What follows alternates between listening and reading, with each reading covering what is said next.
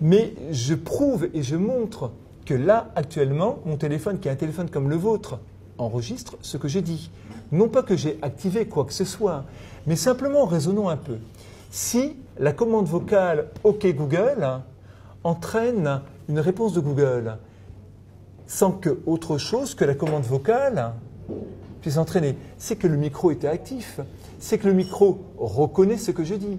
Donc vous avez dans vos téléphones, à tout moment, pas quand il est en veille, mais quand il est activé, je suis en train de réactiver, vous avez un micro qui fonctionne en permanence.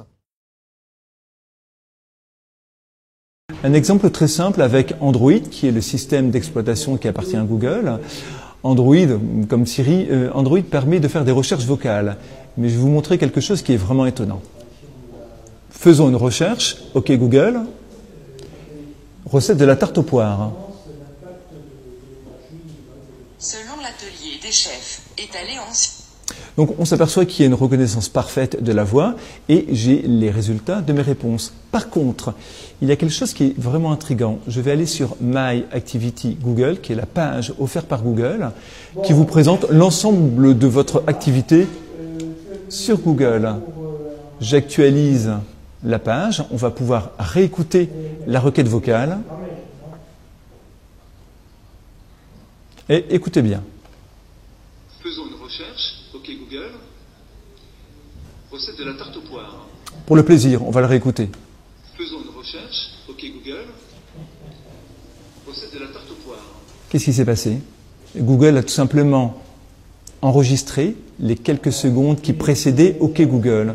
Et ça veut dire quoi? Ça veut dire que le micro fonctionne en permanence et qu'il vous donne simplement accès au bout de vocalisation de votre recherche.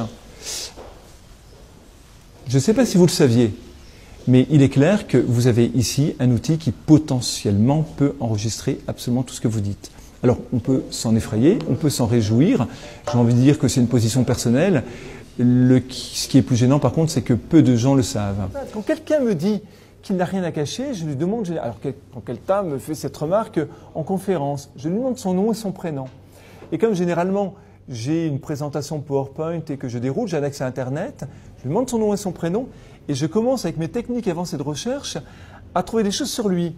Et rapidement, il me dit « Non, mais c'est bon, vous pouvez arrêter là. » D'accord? Il ne faut pas confondre « j'ai rien à cacher » avec « j'ai tout à montrer », ce qui est totalement différent. Nous sommes, nous collectivement, quelles que soient nos différences d'âge, nous sommes la dernière génération qui a connu un monde d'avant Internet.